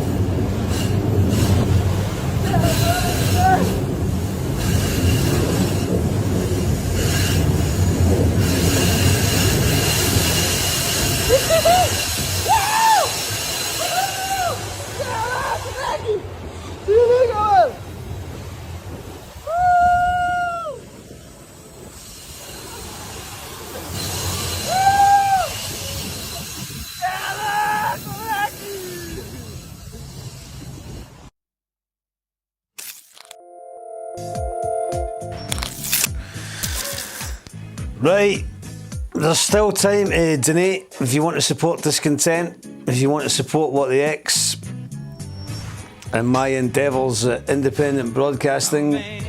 Feel free to fling us some cash. You can do so at supportdiscontent.coffee.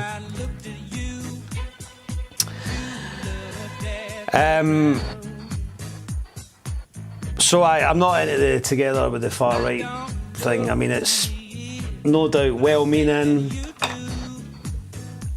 but what's it going to, you know, what is the far right? Who is the far right? This is something that I would like to have explained to me.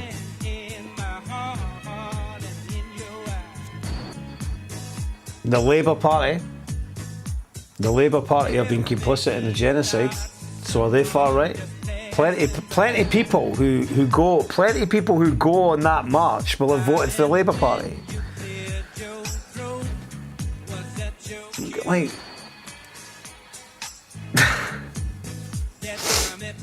tell me, am I wrong?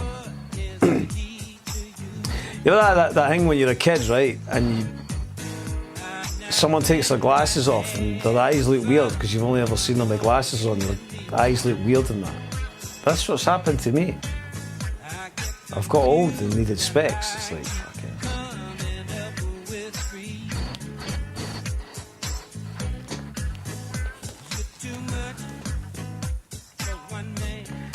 That was the wee clip there was from The Wave last Saturday night when I went to see Melrose's night with a whole bunch of Scottish rap artists, and I wrote a wee review for it on Discontent. You can check out. It was a great night, and that was Sherlock. He's really, really happening. You know, I'm beginning to sound like an old cunt, I can, but trust me, these guys are good. These guys are talented.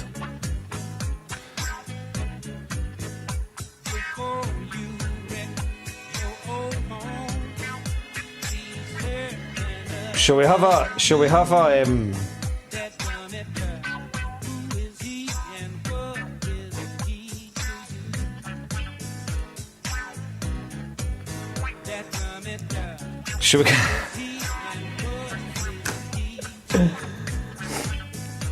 said enough about George Galloway? Did I say enough about him? I just felt that the need to dismiss Galloway out of hand in the current circumstances is foolish. I'm not saying that Galloway is going to say things that I don't disagree with. I'm sure he will. But he has said a lot of things. What was this? This should have been what is this thing? This moment Xile Youssef showed what he really is, and the audience did not take kindly to it. Foreign doctors. I joined the NHS as a student. What was this? What was it? I mean, I don't watch Question Time for obvious reasons, but or the other one, the really bad one is the Scottish one, Debate Night, the Scottish Debate Night. Why does everything have to be a kind of a copy of something? Like just a shite version of something else. So many things, that's all it is, right? Hold on, what have we got? In front in the blue sweater. Mike, you said that the waiting list in the services are due to migration. That is a fallacy. Mr. Youssef, you talked that there are enough people in the United Kingdom to not need foreign doctors. I joined the NHS as a student in 1974. We've been totally reliant on doctors from Asia initially, and the care sector is totally dependent on care workers from abroad, despite 9 million people not being in work. One reason why people wait for GPs is certainly because the population has gone up, but equally because there's funding for general practice compared to funding for hospital sectors has gone down. So you're conflating lots of different things to state your argument. But my question to you is, you have said, I believe, that migrant workers will lose their indefinite right to live here. Indefinite leave to remain. So yes. Sorry if I'm wording wrong. So if you've worked as a care worker in a nursing home for 40 years, you're already, since last year, not allowed to bring your children over. So when you get to 65, you're going to be sent back to where you came from. Is that what you're suggesting? No, it's not at all. And if you had paid attention to what we were announcing, you would not have that view. My mother is a care home worker. My mother is a care home worker. Typically rude. My mother is a care home worker. Be polite to people at the same time. They're not decent. Has worked in care homes for years. We have announced that we would have an acute skills shortage visa specifically for sectors like the care home sector. Right, we saw that. What was the thing that was the thing that I think Jim Slavin had made that point.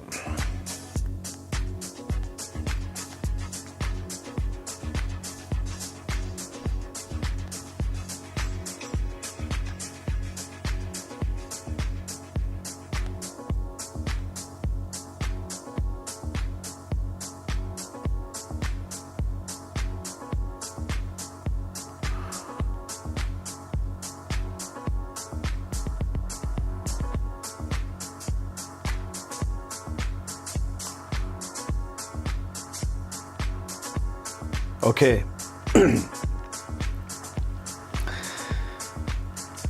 So John Swinney says Scotland needs more carers, but Westminster is driving them away.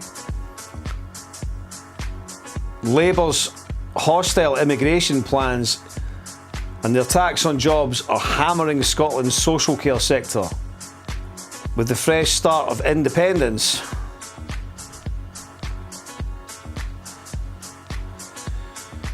we can build a migration system suited to our needs and interests. And Jim Slavin said, we need to train more care workers and pay them more, not exploit migrants to boost corporate profits. The political class serve the needs and interests of capital, not the needs and interests of the working class. Yeah, well, we can all be down with that. Where is the Christmas jumper party? That was the one that I thought that was a good example. That was yesterday, was it?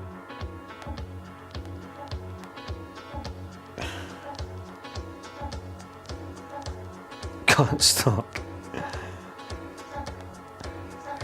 This bothers me, I have to say. You know, the Hampden being named after Barclays, especially when they're one of the main sort of protagonists in the genocide, right? That's minging. Whoever thought that was a good idea is an absolute twat.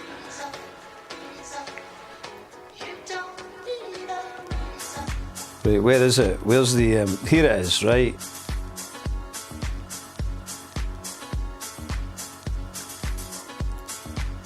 They look like they're all members of the same family, and that's because they are all members of the same family. They're all members of the political class. And if you're still mentally inverted enough to think that supporting the relative organisations to which all these people are members of is as if that's somehow going to alter society for the better, then I would suggest you go and get yourself a lobotomy, you know? These people are our enemies. These are our abusers. These people here, all of them. Look at how comfortable they all are together. These people are apparently ideologically opposed to each other. And here they all are, coming together on a unifying cause. This is the patheticness of the contemporary political class. They can't even hide it. Their narcissism won't allow them to hide it. The collective narcissism of them. This is embarrassing. This is an embarrassing picture. Especially that guy. Check the neck of him. These two.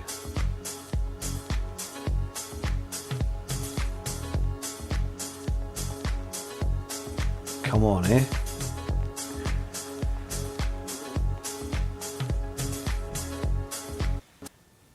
There is 121. What's happened here? There is Zambo TV. What's that? 122.5.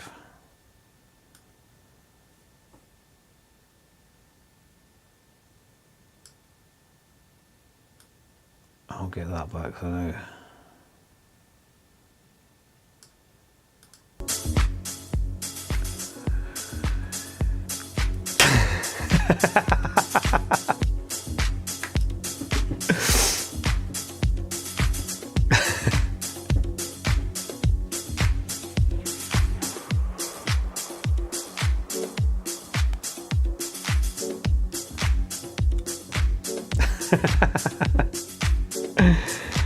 Swinney is a ravenous Brit, is as ravenous a Brit as Galloway. But has Galloway moved his position on the British state? He's saying he has, right? It would seem reasonable to give him that right to do so, given his position on Palestine. In defence of Galloway, in defence of George. Right, I think we're nearing closer to completion this morning. Unless anybody wants to interject with anything vital. Niall Fraser on Zach Polanski, wake up people, this guy is 100% controlled opposition, and that is the case. It's kind of like, why are we being insulted? Okay, before we go, let's just recap, right? Because that is what the Your Party is. When you go on Instagram and when you see all of these people like, vote Green, I'll join the Green Party, it's like, do they not realise how insulting this is? It's like, this is a vulgar pantomime of morons. You're more or less saying, you're more or less declaring the fact that you're a political embryo. This isn't class politics. This suits the establishment down to the ground. You've literally got an actor guy, a musical theatre dude, right? Got a musical theatre guy. And also, I think the thing that interests me a wee bit, right? This is my parting shot before I fuck off. Right? Before I go,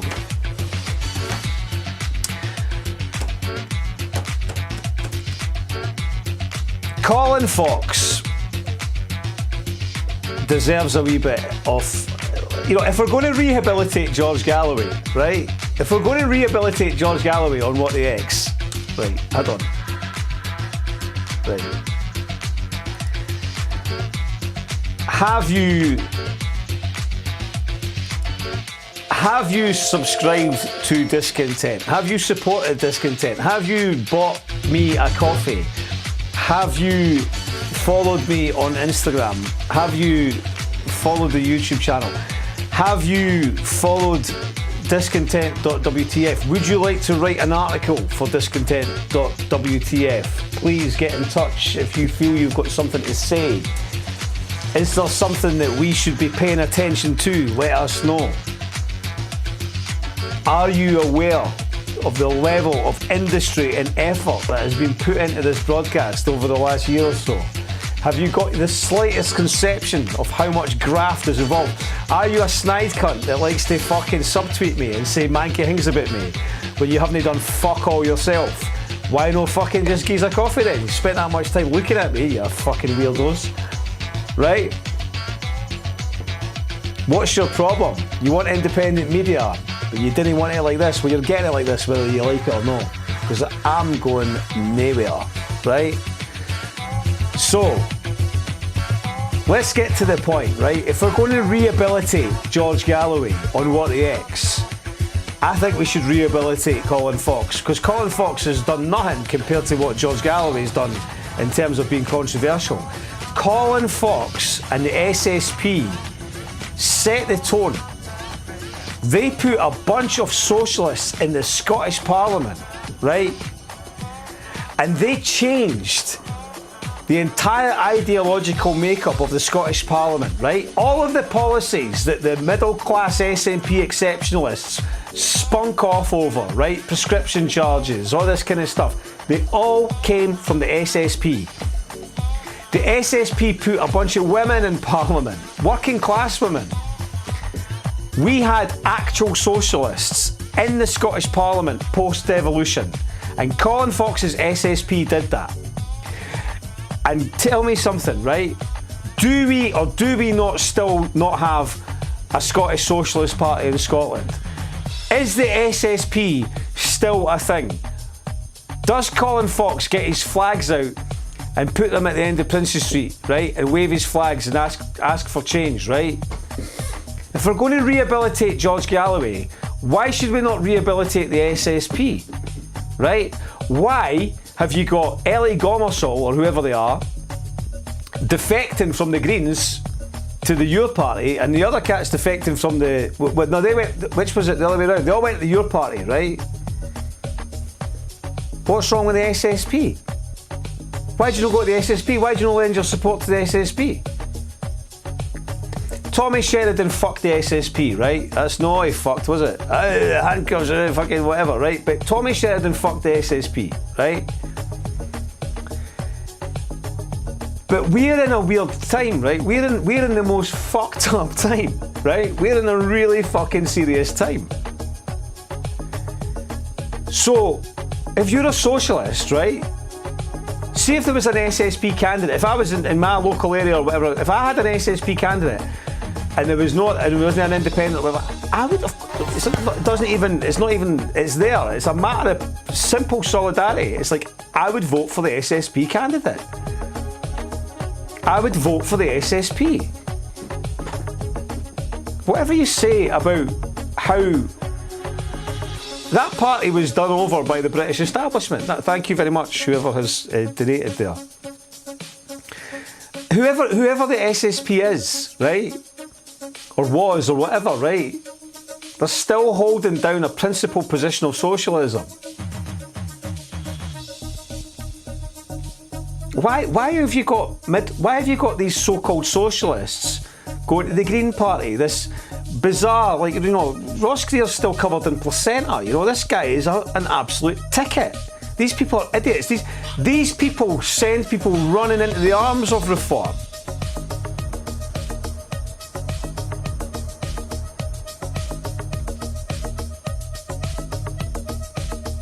What's wrong with the SSP? If you're going to say you're a socialist and you're in Scotland, what the Communist Party, what we've got what is it that's wrong with the SSP as a political entity if they're going to field candidates? My problem with them is they didn't field enough candidates.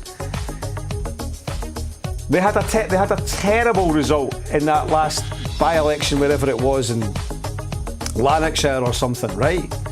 They still fielded a candidate, but what I thought was interesting was that candidate is an overtly socialist candidate, and that candidate didn't receive any real support. I mean, I can say this myself, as an independent. I mean, I've run as an independent, especially in this last 2 years, and especially when I ran essentially on a single ticket against the Labour Party on a single issue, which was the principal position on Palestine.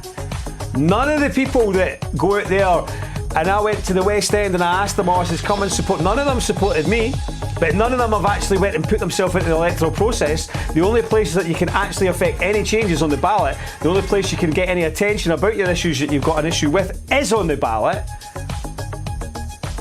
They want to go and shout at Butte House. They'll all gather together and shout at Butte House, right? Oh, shame, shame, shame at Butte House, right? But they'll not get behind an independent artist who's opposed with every fibre and atom of their body to what's being done to those people. Not just out of principle of being a humanitarian, but from a principle of politics, right? Because I've got some fucking politics. I've got more politics in my sleep than these fucking idiots have got fucking every day of their lives. But they'll not come out and support it. They'll not support it. Oh, again, whatever. Do you know what I mean? Okay. I believe that you need to disrupt democracy. I believe that you need to do that preferably via independence. But if it's not via an independent, let it be a socialist entity.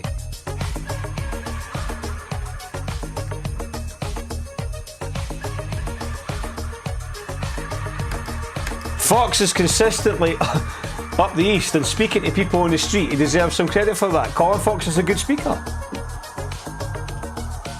We're not in a time to be fussy about and puritanical, and that is the defining aspect of the neoliberal left, right?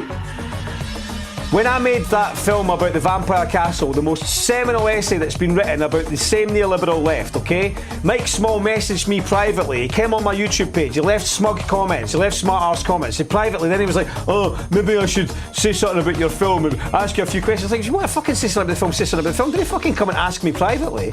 What, just because you know who I am? And then he never gave it, never even acknowledged it. And it's like, well, other people did acknowledge it, rightfully so, because it was an important piece, right? And I don't need to fucking fly my flag about that. Because what's it about? Is it about Russell Brand? No, it's not about Russell Brand. It's fuck all to do with Russell Brand.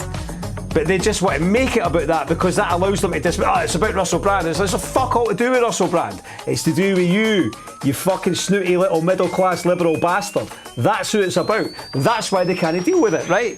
Because Fisher nailed them. I've got audio. Next time I come on, I'll play the audio. I remember talking to Ashley Frawley about it. The guy that anoints himself as Fisher's the living voice of Fisher denies that Fisher actually said anything about it. Fisher did say something about it. Fisher went on Douglas Lane's podcast, which I never even knew about. And do you know what he calls them? Liberal Stalinists.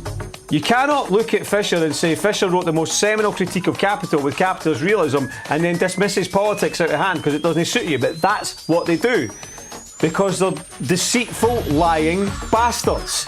And that's why Nigel Farage and his merry men of cunts are going around and getting working class people to vote for them. Right?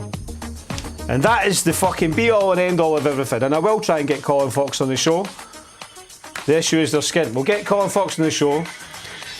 And whatever you donate to me on the show, when Colin Fox is on the show, we'll donate that to the Scottish Socialist Party. Right?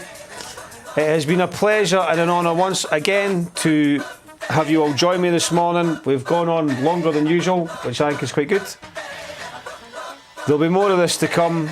I'm away to get myself a sausage roll, and I'm going to leave you this morning with a masterpiece once again from a fantastic associate of mine, The Tide Inside. This is The Tide Inside. This is a masterpiece. It's a beautiful piece of music, and it's an incredible video, and I want everybody to hang around and watch it. The guy that claims to be is a guy called Matt somebody. He's an absolute freak. He's an idiot. He talks absolute shite. You've never known somebody to talk so much shite in all their life. I'll come on to him another day. He blocked me because I fucking called him out for being a shite talker. Right. Enjoy the rest of your Friday. Have a great weekend. And I'm leaving you with this. It's a masterpiece. This is The Tide Inside and it's 6th Dan. Ciao.